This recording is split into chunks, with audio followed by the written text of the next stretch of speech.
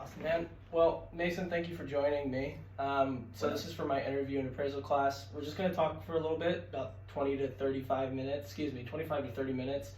It's going to be pretty straightforward. So we're just going to talk about like your music career and like what you're doing. If there's any questions you don't want to respond to, a simple like, I don't want to dive into that. I'm pretty open, so Awesome. Well, I've been through a rocky, up and down kind of lifestyle, so yeah. kind of experienced it all. Well, let's talk about it. Let's dive Yeah. into it.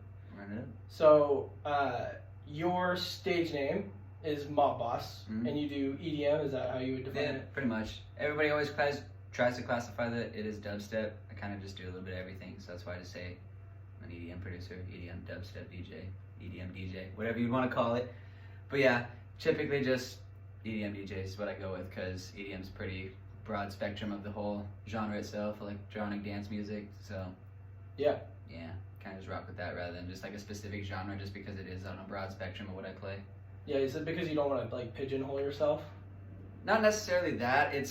I noticed with a lot of other DJs in the game, they kind of decipher a sound to where they just want to specifically sound one way and it be a specific genre. And a lot of the stuff I either produce or mix and put out, it's definitely a whole bunch of everything. Yeah. It could go anywhere between heavy to mellow to weird, back to rhythm to wonky to bass again.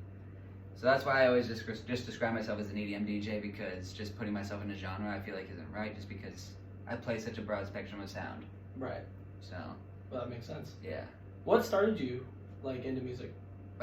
So I actually didn't do DJing or EDM right off the bat. I actually did just regular lyrical producing, so I just made regular off the tone bass, simple bass line drum beats. I was producing for a couple of friends of mine throughout high school and even for a little while afterwards, and then I kind of fell out of it for a bit to focus on a stupid ass relationship I was in. But produced with a couple of artists. We did really well in there. That's how I kind of started figuring out the whole mainstream making music thing, how to get acknowledged that way, how percentages worked, who to work with, who to go through what.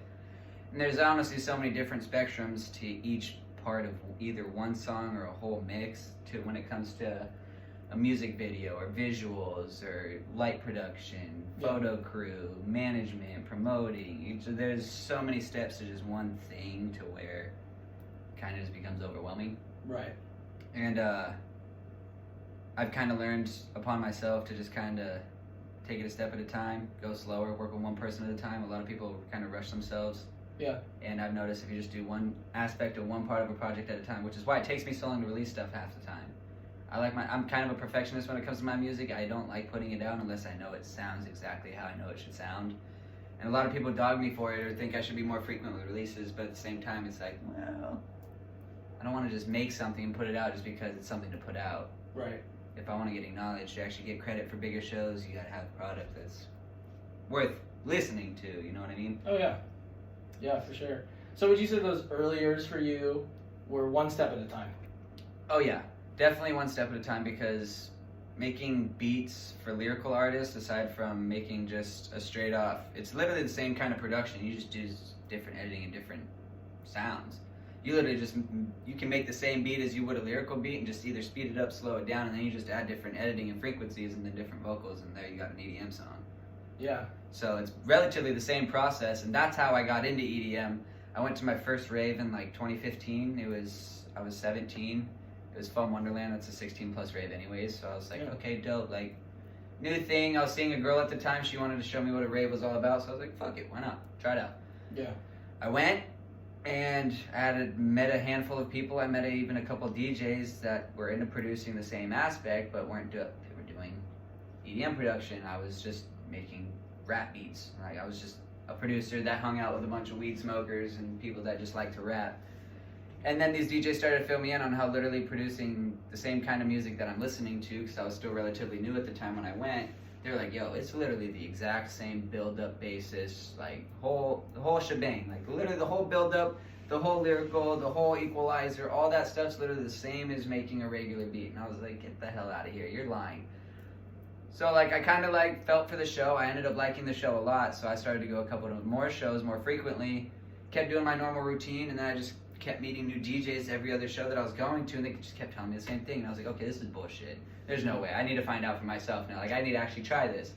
Sure as hell. Went to the studio one night, sat in my room on my laptop, couple soundboards and a little APK mini that's just helps you synthesize sounds a little bit better, just kind of helps you scroll through them and pick them better. Yeah. And sure as shit, spent hour or two editing and same exact thing, just different sounds. Same exact aspect, and I was like, holy hell, this is way more fun and entertaining because you just get to try so many different things. On one sound goes do do do do, and then you can make it go do do do do do do do do do, and it's like, what the hell? That's catchy. Yeah. So I fell in love with EDM after producing, and I produce here and there still for a couple people, but I'm definitely more invested into the EDM game now. Yeah. It's a lot more fun, a lot more energy. The family and the energy that you meet at shows is nice. Like, it's just a different perspective. Concerts, more on the getting turned up, let's get litty type vibe, where Right. raves, you end up one-on-one with a lot of people. You end up actually conversating, you meet new people. The music's different energy rather than just, let's just push each other for 3 hours and see what the hell happens throughout that time period. Right. It's not really playing off of each Exactly. other. It's not just straight hyphy for 4 hours straight. You're not just raging the whole time. You actually get some social interaction while at raves, and that's what I like about it. It builds a community. It builds an aspect. You see people throughout the year at different shows. Yeah. I just ended up liking it a lot more, and that's what I stuck with. And I'm going on 9 years DJing and like producing EDM music, and I'm probably 6 years out of that 9 being professional and like doing shows, making music like Right. that, etc. So realistically speaking, I've been in the whole music game as a whole a little over 11 years. And how old were you when you first started, you said? I got my first deck at 12. 12. Like my first soundboard to like start learning sounds and figuring it Yeah. out. Like first program I used was FL Studios, super simple basis. Literally basic programs, cheap price, really easy for starters. I caught onto it really fast, and I actually used to sample a lot of my own sounds because I wouldn't say I was good at beatboxing per se, but like I would be able to like think of sounds in my head and be able to translate them in a certain way throughout my mouth. And In then your I would- head. Yeah, in my head, and then I Okay. would either just do those sounds into a mic myself, or I would find something similar that matched the same pitch, and that's how I would record certain sounds in different samples in order to start building a track. And so after I learned how to do that, that's when I started to step up to Ableton, and Ableton's just a whole nother ballgame because there's just so much into that program that I'm still learning stuff today. Yeah. So, realistically speaking, Ableton's what everybody's on. It's like the mainstream go-to for everybody. Is this a social media site, or is this like a It's program you use? It's a program for Okay. producing music. A lot of artists use it, a lot of producers use it, people use it for editing, all sorts of aspects. Like I said, there's so much you can do in Ableton now, and the more money you invest toward your subscription with their program, it just gives you more and more stuff to access, which Right. music and technology now is just on such a broad spectrum that you don't even... So music was always big for you, is what you're saying. You said at 12 years old you started. Yeah, I've And always... then it was like the rave music that got you into, like this Yeah. first rave experience really got you into the focus, if you will. Of what And you honestly, did. I feel like if I didn't see the people I had saw at that first rave experience, I probably wouldn't have liked it so much because I ended up going to see people I actually had known and listened to in the past. It was like 4 artists that I just happened to like be like, oh yeah, I've actually listened to all 4 of these people. Why not go? Fuck it, screw it, let's go. And I went, ended up loving it, and then I met the people I met, and I was like, okay, this is just crazy. There's no way it's literally the same thing, and you can do the same thing on the same programs. And it was, and wish I knew those people or still saw those people ever again, but haven't, never have. Shout out to them, but they're the ones who kind of put me on with the whole, it's literally the same thing, bro. If you want to do it, try it out. And I did. I got nobody to thank for them now, but I can definitely shout them out. So shout out Ray Fam, Ray Fam. which is why I like it. It's a community. That's what people are there for. That's what conversating gets you. Yeah. And that's, now I'm doing it full time. Not full time, but part full time. Correct me if I'm wrong. It seems like maybe part of why you're so passionate about this specific like career that you're going down is because of the people, the social aspects of it. So I wouldn't necessarily for like me personally, I'm not in it for my social aspect. Right. I don't even like labeling the people that support me in my music as like fans. I don't like labeling people as fans just because of how the community is. I label them as family because I know I have family friend groups that will always or have always pulled through to any sort of event I'm playing, which I know like that is my basis. That is my foundation that has got me to where I am. If it wasn't for those 50 consistent people always showing out to anything I played, my crowds wouldn't be bigger and bigger as weeks go on. And so I never consider them fans. I like to consider anybody that like actually checks out my music, follows it, supports it, is family, just because it's like, I don't pay for promoting. I told you that previously in conversation. I don't pay for promoting. I simply rely on either my own efforts on pushing my own music or my general basis of the people that have supported me to help push that. And my newest release came out 4 days ago, and it's at 15 reshares and 2,000 plays in 4 days off me doing 1 day of self-promoting. That's amazing. That's Good what I'm for you. saying. Yeah. So other than just me sharing it with my general base of people I know that are actually in it to be in it, Right. did all that for me. Shared it on Instagram, Snapchat, any sort of platform they had. Yo, check this homie out. Tags me. It not only boosts my numbers for my music, but it's good for how social media works nowadays with all these goddamn algorithms. Those kind of shares, those tags, those likes, all those things go such a long way in these apps now, to where it almost sounds like artists are like fishing for acknowledgement, but at the same time they're not, 'cause in a way it is a business aspect, because if you do support it, you do like it, like, in order for us to be able to keep building off this, you gotta spend money to make money, you know what I mean? Right. And I'm also not in it for the money aspect. Being able to make the money having fun to travel to bring this music places is what I'm in it for. I enjoy traveling, so being able to like travel what I'm gonna be doing this year is gonna be freaking phenomenal. I'm super stoked for it. But that's why I'm in it. I enjoy traveling. I've been traveling since I was a little ass kid. We used to take road trips all the time. I've flown to numerous places, so like just to be able to travel on my own and afford it on my own and perform my own sound for people, especially on different cultures, different spectrums, different crowd numbers, and still end up gaining a new following even from places where I don't have any of my bases. A lot like these Orlando shows I had told you about in the past, like I flew all of these solo. Wow. Went out there solo just off a whim. I was expecting to play my sound, ended up having to play a totally different genre that I've hardly ever worked with, and it's still killer, and now they want me back for all 4 places. That's awesome. That's what I'm saying. So yeah, it sounds like you're really starting to get your feet in some like solid opportunities. Definitely, and it's been nice to get that self-acknowledgement on just knowing that I'm pushing it on my own. I don't like gloating on myself too much, just because I feel like if I put too much effort talking myself up, I take away the focus of what I'm actually working on, and that's actually putting into what I'm saying into motion. You know what I mean?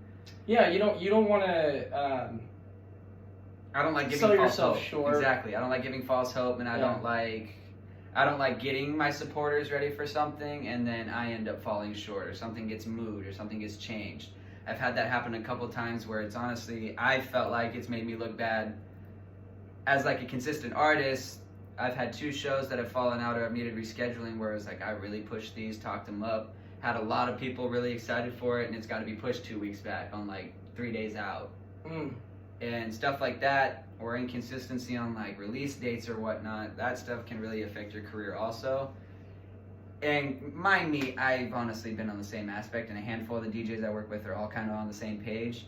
I wanted to put myself on this little schedule to where I put out 2 to 3 releases a month, and just like either 2 solo tracks and 1 mix, or 1 mix and 1 track. At least something per month. Yeah. If I did the math, since I've decided to want to come up with that goal, I'm 12 projects behind, aside from the one I just put out. Right. And I actually discussed that with my promoting manager the other day, and he was like, bro, you ain't the only one. Because he talks to a lot of the DJs I work with as a whole throughout the Portland metro area. And he's like, you're not the only one that's like, yo, I am mad procrastinating on my releases. Like, don't know why, but something tells me that if I strategize a little bit different, start getting on the horse and start kicking it into gear a bit, something tells me something would change a little bit faster than what I'm expecting. I feel like I'm a little stagnant, and I feel like that's also because the season's changing, stuff's really starting to come into flow now. Got a lot of summer plans into motion, so it's go time. Like come May. You mean season isn't actually like the time of the year? Oh no, yeah, seasonal raving's definitely a thing. Summertime, the start of summer. There's a festival in Eugene called Foam Wonderland. It happens every May. That was the first wave you said you had gone to, right? Okay. Yeah, I've gone to. So that one might mean does that one mean a lot to you though? Oh yeah, I've been to every single one but the one I'm going to this year. But I'll be in Vegas this year for my birthday. Because that typically Foam falls on my birthday, and it's on my birthday this year. But I will be in Vegas this year, so I will be missing my phone. So I kind of feel sad though, like to miss. In a way, something but the that's so artists deep that I to you. saw performing on it, I was disappointed. I was only disappointed at who I saw in the lineup because I had gone crazy at submitting to try to get on that lineup myself. Oh. It's been a huge dream of mine to play at the Cuthbert, so I wasn't necessarily focused on who was going to be playing that event this year. I was more focused on like, yo, I'm getting on that shit this year. Yeah. So even regular shows, for me being an attendee now, I look at it a lot different. I pay attention to production. I pay attention to how DJs play. I pay attention to like how people talk, how people move, all that kind of stuff. I've definitely taken me being an attendee more as a business opportunity now, more than just like going to party. I'm very more observant on how the actual business aspect works rather than like, oh, let's do these drugs or let's go get drunk, blah, blah, blah, blah. It's like, It's more. I'll it's go more with business. everybody. Exactly. I'll go with everybody and still have a great time, but it's like there's moments where everybody's in that heat of those moments. Yeah. And I'm kind of off to the side, just kind of like watching what's going out right in front of us just to be like, okay, so like that's the kind of energy you need to bring with a crowd to like keep them engaged, like acknowledge your crowd. Don't just be worried about what's happening right in front of you on the decks. Like acknowledge your crowd, let them know that you're out there doing it for them. You're not just up there just being like, oh, I'm playing my set. You know what I mean? Yeah. Yeah. May I challenge you on something? What's up? Well, it just seems like, and correct me if I'm wrong. It seems earlier you were talking about how you are in this place where you feel like you're procrastinating, right? You feel like you're behind. But then you just talked about how you've been going out and you're watching so that you can grow. So are you procrastinating, or maybe you're in this place of time where you're just trying to get the knowledge so that you can make the best next step? Because you also said you don't want to put too much pressure on yourself. See, and you are accurate there, which is why I threw in the word stagnant.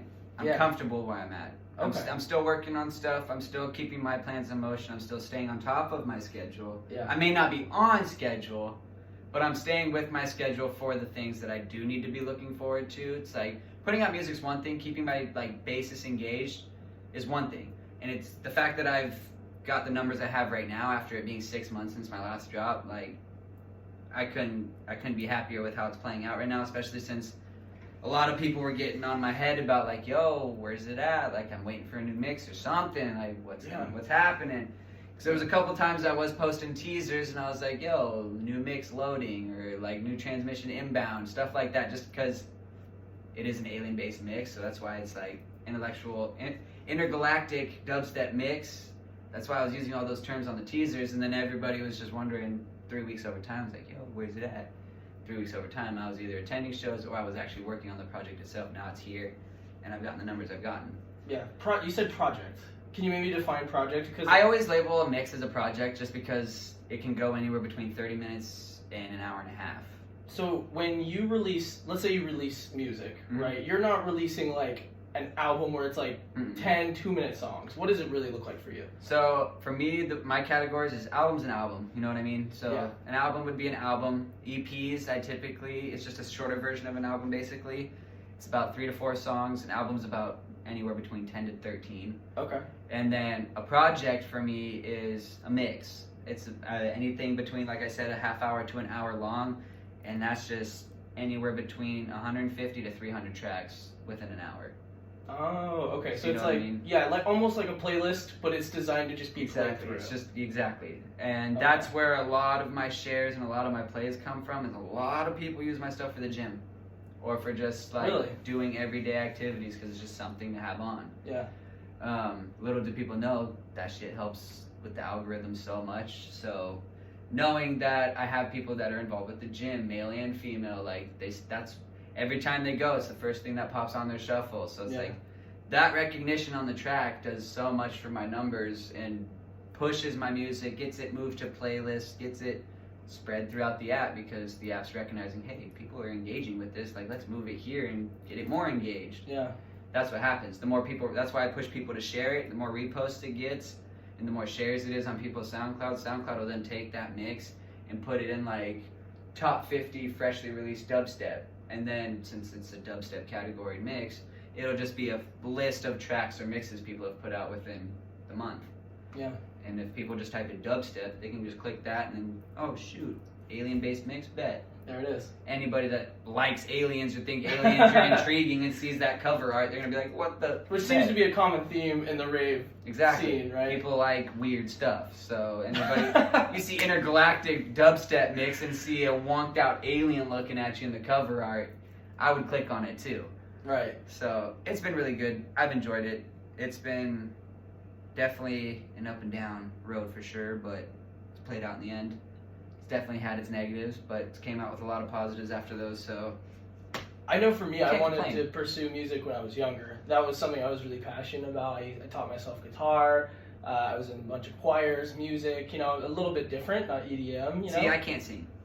And the only Okay. two instruments I could play was realistically like a soundboard or a keyboard, just because keyboard you can do anything on a keyboard. Right. There's But- more diversity to it. Exactly. The only two instruments I really played in my youth was, and I'm still young, I say that like I'm 40, but in my youth I was playing trumpet and saxophone. Right. And I only played those for like 2-3 years and then just fell out of it just because instruments weren't for me. I'm not going to play in a band. You know what I mean? It's not your vibe. Yeah, exactly. I'm not going to play in a band. It was nice to learn because now it's like if I actually had one handed to me, I'd know a little bit. Yeah. That's just muscle memory at that point. I know a little bit. I could still do it. But yeah, like I wasn't going to play in a band. I wasn't going to be like, oh, you guys want to start jamming out in the garage all Yeah. day long? Nah, It wasn't for you. it wasn't me. I Well- liked the low tone vibes, make it from scratch. You sit there, you actually just listen to it repeatedly. You're secluded. It's just different vibe, different energy. Yeah. I don't know. What I was saying is, like, for me during that time, it was a lot of pushback. I experienced a ton yeah. of pushback. Mm-hmm. So have you experienced similarly to that? Like a lot of people saying, "Oh, you can't make it. You're Oh, not going 100%. anywhere." And a lot of that came from my family. When I was younger, I had a lot of up and down emotions when it came to like either my mom or my. I had a terrible relationship with my stepfather, but when either of them asked me like, "What's your plan after school? Like, what do you want to do with your life?" Blah blah blah blah blah. They were either determined I was either just going to work full time or I was going to go to college. I didn't want either. And anytime I did say something I wanted to do, they always had something to say about like, oh, well, like, there's a reason why this couldn't happen, or there's this on why you couldn't do that, blah, blah, blah, blah. Yeah. Anything I said, there was just always something negative to say. So then they would just get mad at me for me saying I didn't know what I wanted to do after school. So then like, oh, well, you just can't go into life not knowing what you want to do, blah, blah, blah, blah, blah. But in my mind, it's like, okay, well, I can when I don't want to just hear you shitting on everything I say to you every single time. Like, if I tell you something I want to be intrigued and do something, you just tell me every single time you can't do it. Well, I'm going to get tired of telling you what I want to do then. Yeah. Now you just can't know because I don't know. Seems like there was a lot of conflict and little yeah. support. Oh yeah, very little support. Now both my parents want tickets to my next big show. So that's what I'm saying. It's just, Yeah. it's funny how it played out, but like it went from a really rocky path with both my parents to like I left at 17 just because I couldn't stand my stepdad. So that was that. I left, went through a rocky relationship and just a rocky patch in life itself. Kind of got myself back on my feet, and now here I am. Kind of jumped back into the game late in the music industry. Like I said, I was doing lyrical stuff. Kind of went through that patch with my family. Took some time off. Started going to shows, and that's when I learned about it being the same aspect, and then started doing it from there. So that's the origin of Mob Boss. Pretty much, yeah. Yeah. And the way I got my name was I was just high with a bunch of buddies in a car, and they're still to this day a part of my team, and we were just all stoned, and my buddy just looks back at me and he goes, dude, you're Italian, and you got the long hair and the look. Like, you could literally be the Mob Boss. Like, Mob Boss, DJ Mob Boss, Yeah. like, and we're the mob. Like, that's fucking sick. And I honestly, I didn't know what to make my name at the moment, and I was honestly asking for a lot of help, because at first, even to this day, I still question on the name, because it's like, I could change it and make it a little bit more unique, but so many people, like, know me as that now, because it's just something you don't hear. Yeah. I roll with it, and my team being the mob, and I'm the mob boss, it fits. So It seems to fit your description of, like, earlier you said they're not fans, it's family. Exactly. And the mobs were their families, Exactly. right? Exactly. Yeah, so it kind of And fits you as a to this day, person, they're too. all still right there rocking the shows with me, so it fits. So nobody complains, I don't complain. They like being called it, I like being it, so. Sorry, I probably want noticed to you kind of keep- hunching. I know it's a little cold in here, so I Oh, apologize. I'm not cold, I'm just relaxing. Yeah, I feel it. Okay, cool. I just Yeah. know it gets really cold in here sometimes. I don't typically so- like sit straight up, unless I got like a full-on chair. That and I'm kind of keeping myself in the frame. Oh yeah, so you don't even worry about that. I get it though. It's hard to not look at the phone. So you got your name from these friends, kind of goofing around. So Pretty what is much, yeah. next for Mob Boss? What's the future look like for you? What are you striving for? Definitely if it's any sort of like big stage-wise, Bass Cane's next on the list. I'm doing a couple small things in Vegas before EDC, but that's like the weekend prior. I'll be in Vegas from the 19th to 25th of May for some shows out there, and then I'll be out there for the festival. Other than that, the next big thing for me on my target list is Bass Canyon. Just because it's local, they're bringing out a lot more artists, they're looking for a lot more talent, they're doing a lot more stages. So either throw me on local stage or silent disco, because we're going to get rowdy either way. But that's definitely the target goal is Bass Canyon, because I go to that one. This will be year 4 for me, and I'm hoping year 4 I'm just on the lineup, because why not? Are these like events like Bass Canyon? These are like 3-day Foam festival Wonderland. events. You talk about these events, right? Are these kind of the ways to get your name out there too? So like Foam Wonderland and whatnot, a lot of the local, like the smaller club shows and like Foam Wonderland, certain bigger venues are like 2-day shows.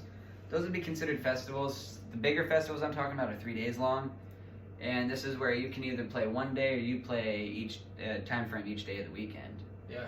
And Bass Canyon, it's just close. A lot of good artists that come out, a lot of good crowds. It's just a good spot to pop out to. And it's a festival that would just be intriguing to play at. It's a good spot. It's in the Gorge in Washington, so it's a beautiful location. So yeah, it'd just be cool to pop out and play in the mountains. Why not? Is there a part of you that's kind of like feels your ego a little bit to be able to play on a big stage, like in a positive way? Oh yeah, right? 100%. Like it's a big step. Like to go from always playing local shows, smaller stages, like traveling to other clubs and venues, like those are all decent sized stages. Like those are all fun. That's good crowds. But it's like playing on a festival level where you got hundreds to thousands of people in front of you. It's a whole nother energy. It's a different kind of vibe. And I've played in 2 or 3 crowds in particular that are in pretty decent triple to quadruple numbers. Or triple to 4-digit numbers, my bad.